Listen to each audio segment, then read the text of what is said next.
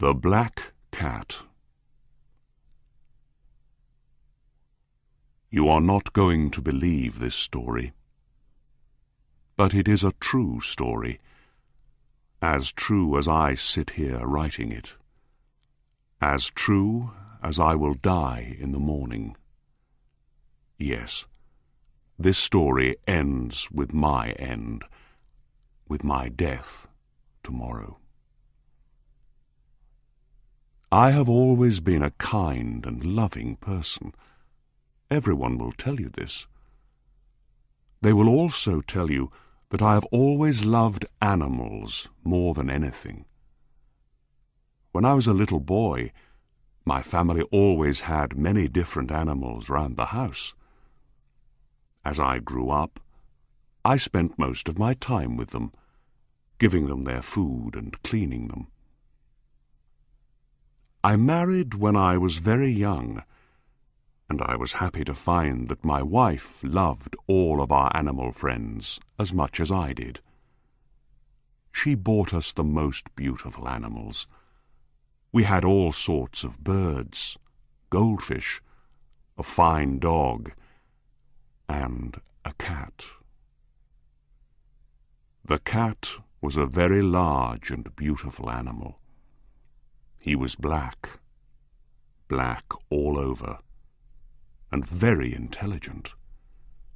He was so intelligent that my wife often laughed about what some people believe.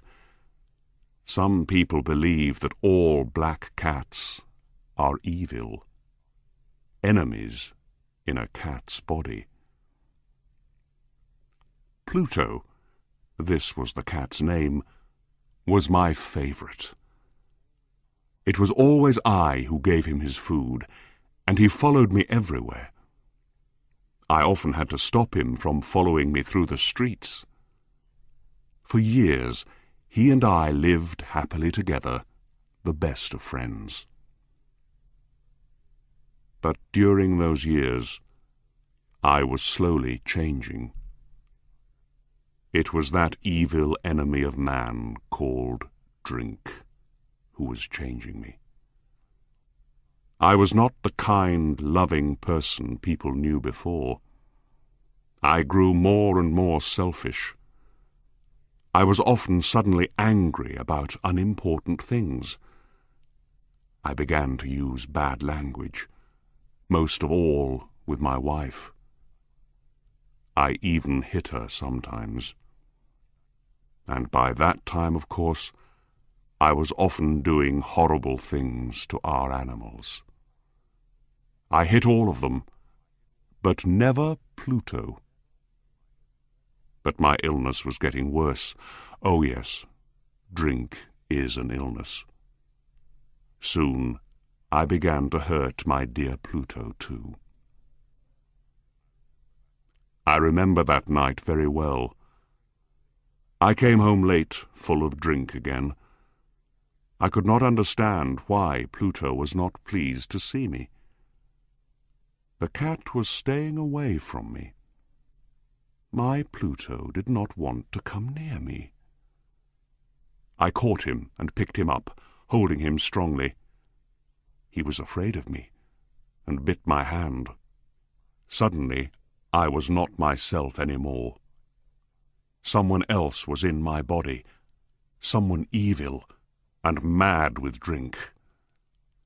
I took my knife from my pocket, held the poor animal by its neck, and cut out one of its eyes.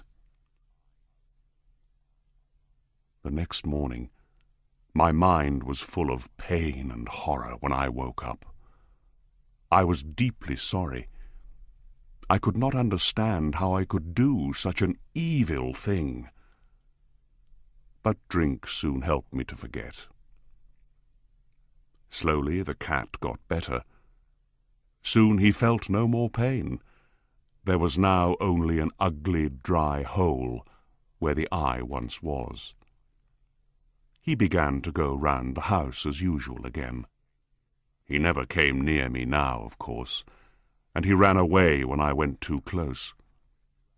I knew he didn't love me any more. At first I was sad. Then, slowly, I started to feel angry. And I did another terrible thing. I had to do it. I could not stop myself. I did it with a terrible sadness in my heart, because I knew it was evil. And that was why I did it. Yes, I did it because I knew it was evil. What did I do? I caught the cat and hung him by his neck from a tree until he was dead. That night I woke up suddenly. My bed was on fire. I heard people outside shouting, "Fire! Fire!" Our house was burning. I, my wife, and our servant were lucky to escape. We stood and watched as the house burned down to the ground. There was nothing left of the building the next morning. All the walls fell down during the night, except one, a wall in the middle of the house. I realized why this wall did not burn, because there was new plaster on it. The plaster was still quite wet. I was surprised to see a crowd of people next to the wall. They were talking and seemed to be quite excited. I went closer and looked over their shoulders. I saw a black shape in the new white plaster. It was the shape of a large cat hanging by its neck. I looked at the shape with complete horror. Several minutes passed before I could think clearly again. I knew I had to try to think clearly. I had to know why it was there. I remembered hanging the cat in the garden of the house next door. During the fire, the garden was full of people. Probably someone cut the dead cat from the tree and threw it through the window to try and wake me. The falling walls pressed the animal's body into the fresh plaster. The cat burned completely, leaving the black shape in the new plaster. Yes, I was sure that was what happened. But I could not forget that black shape for months. I even saw it in my dreams. I began to feel sad about losing the animal, so I began to look for another one. I looked mostly in the poor parts of our town, where I went drinking. I searched for another black cat of the same size and type as Pluto. One night, as I sat in a dark and dirty drinking house, I noticed a black object on top of a cupboard near some bottles of wine. I was surprised when I saw it. I looked at those bottles a few minutes ago, I thought, and I am sure that object was not there before. I got up and went to see what it was. I put my hand up, touched it, and found that it was a black cat. A very large one, as large as Pluto. He looked like Pluto, too, in every way but one. Pluto did not have a white hair anywhere on his body. This cat had a large white shape on his front. He got up when I touched him, and pressed the side of his head against my hand several times. He liked me. This was the animal I was looking for. He continued to be very friendly, and later, when I left, he followed me into the street. He came all the way home with me. We now had another house, and came inside. He immediately jumped up onto the most comfortable chair and went to sleep. He stayed with us, of course. He loved both of us, and very soon he became my wife's favorite animal. But as the weeks passed, I began to dislike the animal more and more. I do not know why, but I hated the way he loved me. Soon I began to hate him.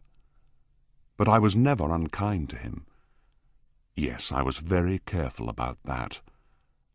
I kept away from him because I remembered what I did to my poor Pluto. I also hated the animal because he only had one eye. I noticed this the morning after he came home with me. Of course, this only made my dear wife love him more. But the more I hated the cat, the more he seemed to love me. He followed me everywhere, getting under my feet all the time. When I sat down, he always sat under my chair. Often he tried to jump up on my knees. I wanted to murder him when he did this. But I did not. I stopped myself because I remembered Pluto, but also because I was afraid of the animal. How can I explain this fear? It was not really a fear of something evil, but then how else can I possibly describe it?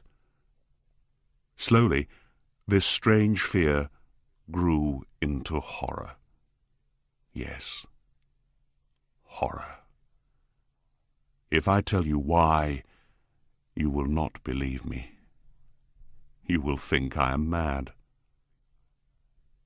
Several times, my wife took the cat and showed me the white shape on his chest. She said the shape was slowly changing. For a long time I did not believe her, but slowly, after many weeks, I began to see that she was right. The shape was changing. Its sides were becoming straighter and straighter. It was beginning to look more and more like an object. After a few more weeks, I saw what the shape was. It was impossible not to see. There on his front was the shape of an object I am almost too afraid to name.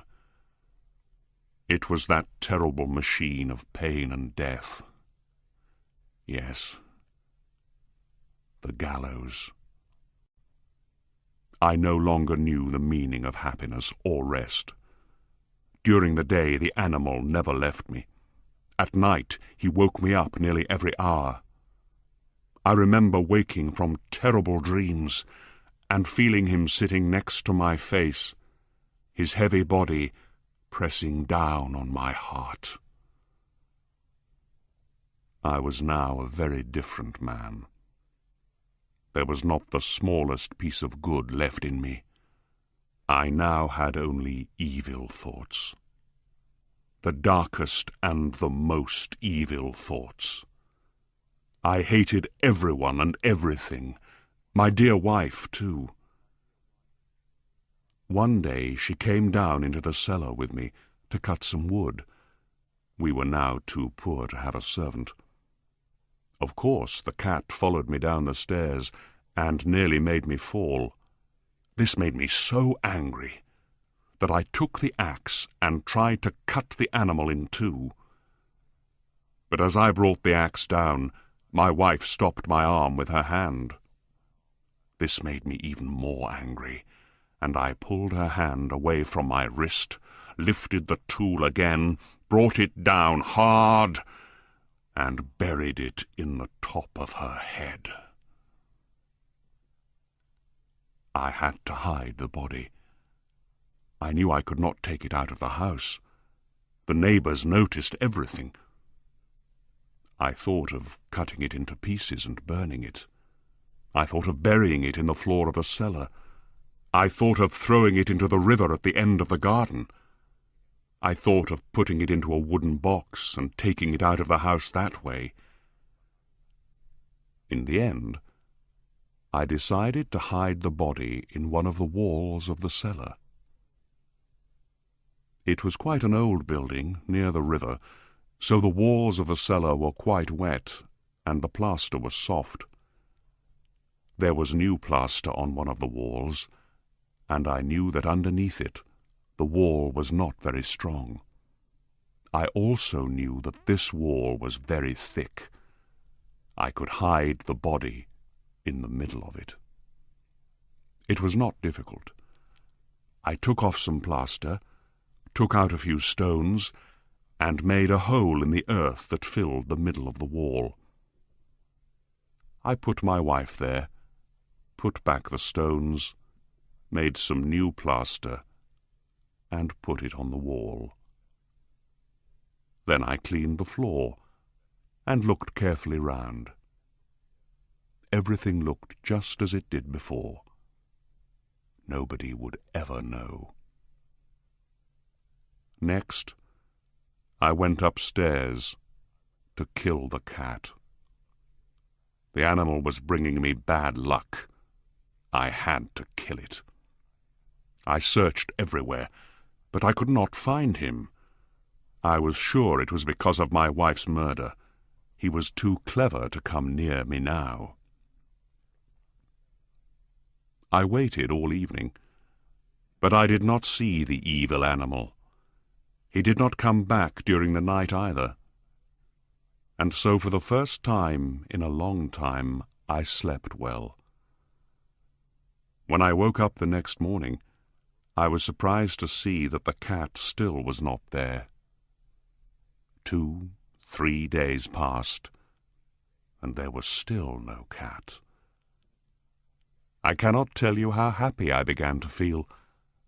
I felt so much better without the cat. Yes, it was he who brought me all my unhappiness. And now, without him, I began to feel like a free man again. It was wonderful. No more cat. Never again. Several people came and asked about my wife, but I answered their questions easily. Then, on the 4th day, the police came. I was not worried when they searched the house. They asked me to come with them as they searched. They looked everywhere, several times. Then they went down into the cellar. I went down with them, of course. I was not a bit afraid. I walked calmly up and down, watching them search. They found nothing, of course, and soon they were ready to go. I was so happy that I could not stop talking as they went up the stairs. I did not really know what I was saying. "Good day to you all, dear sirs," I said. "Yes, this is a well-built old house, isn't it? Yes, a very well-built old house. These walls— Are you going, gentlemen? These walls are strong, aren't they?" I knocked hard on the part of the wall where my wife was. A voice came from inside the wall in answer to my knock. It was a cry, like a child's. Quickly it grew into a long scream of pain and horror. I saw the policemen standing on the stairs with their mouths open. Suddenly they all ran down in a great hurry and began breaking down the wall. It fell quickly, and there was my wife, standing inside. There she was, with dried blood all over her head, looking at them. And there was the cat, standing on her head, his red mouth wide open in a scream, and his one gold eye shining like fire. The clever animal. My wife was dead because of him, and now his evil voice was sending me to the gallows.